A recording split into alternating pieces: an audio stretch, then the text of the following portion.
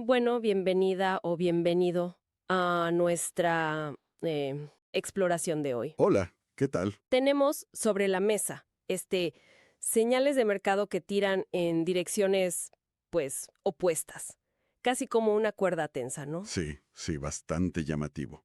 Por un lado, el famoso indicador Buffett, bueno, está por las nubes, Altísimo. sugiriendo que las acciones, pues, nunca han estado tan caras en la historia de Estados Unidos. Ajá.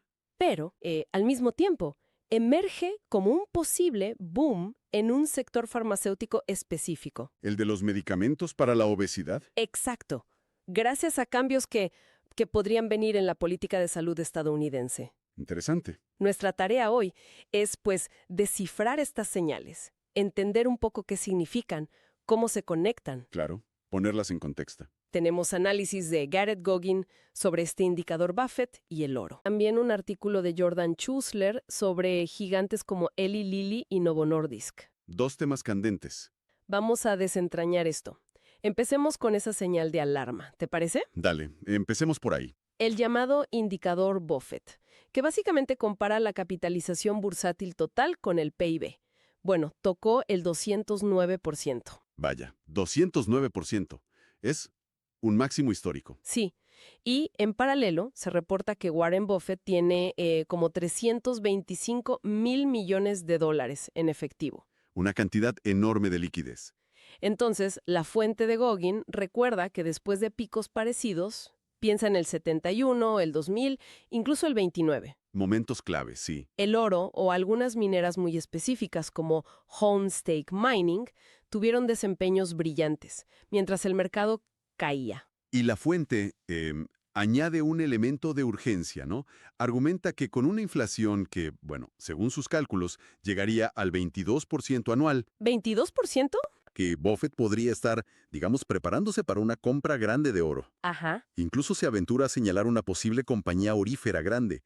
Menciona que su CEO tiene vínculos con la estrategia minera de Trump, Ah, mira. lo que según la fuente le haría un objetivo lógico si se esperan ciertas políticas. Y todo esto antes del 15 de agosto. La fecha de la declaración 13F de Buffett, ¿verdad? Cuando revela sus movimientos. Exacto.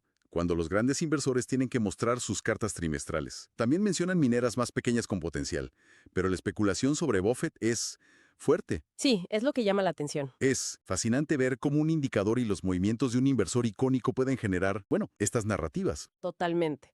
La lógica es clara. Posible corrección, alta inflación. El oro como refugio. Pero hay que recordar que esto es una interpretación de la fuente. Claro, es una especulación basada en datos, pero especulación al fin. Exacto.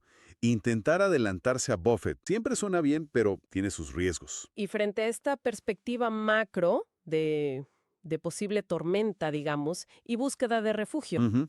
las fuentes nos llevan a un escenario micro que parece totalmente distinto, donde brilla el sol. Cambiamos de tercio, sí. Hablemos de los fármacos para la obesidad basados en GLP-1. Esos nombres que ya suenan por todos lados, ¿no? Ozempic, Wegovy. De Novo Nordisk, sí. Y Mounjaro, Zepbound de Eli Lilly. A pesar de que el sector salud ha tenido cierta volatilidad, por ruido de aranceles, resultados mixtos. Sí, ha habido movimiento.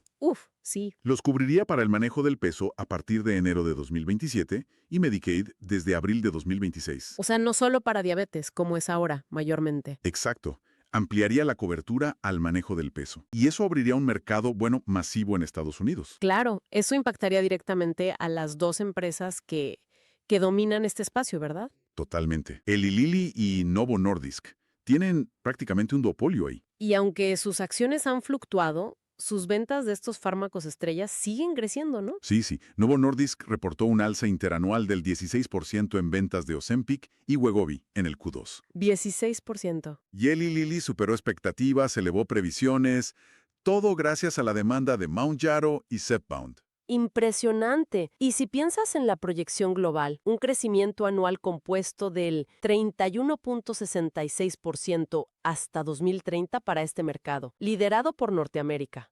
¡Wow! Entonces, esta posible expansión de cobertura en EU sería un catalizador potentísimo. Aquí es donde vemos esa tensión que decíamos al principio, ¿no? Por un lado, una alerta roja para el mercado general. Ajá, la señal macro del indicador Buffett. Y por otro, un sector específico con un potencial de crecimiento, bueno, explosivo. Impulsado por innovación y un posible cambio regulatorio clave. Planteaba el dilema clásico, ¿no? Hacer caso a la señal macro de precaución o buscar estas islas de crecimiento que parecen ir a contracorriente. Exacto.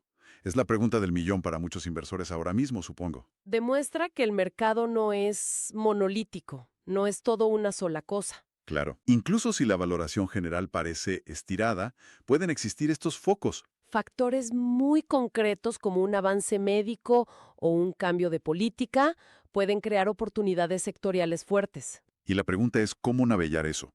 No hay respuestas fáciles, pero emprender estas fuerzas ya es un primer paso importante. Entonces, para ir cerrando, el balance de nuestra exploración nos deja con esta dualidad. Sí, La advertencia del indicador Buffett, que empuja a la cautela, quizás a mirar refugios como el oro, ujú, y contrapuesto a eso, el potencial enorme que se dibuja para Eli Lilly y Novo Nordisk, si se amplía la cobertura de sus fármacos GLP-1 dos narrativas muy potentes. y simultáneas. Exacto. Y quizás una reflexión final para quien nos escucha. A ver, Si estas son las grandes historias que dominan la conversación ahora, ¿qué otras tendencias sectoriales, quizás menos evidentes hoy, o qué desarrollos tecnológicos, incipientes digamos, podrían estar ahora mismo bajo el radar? gestándose.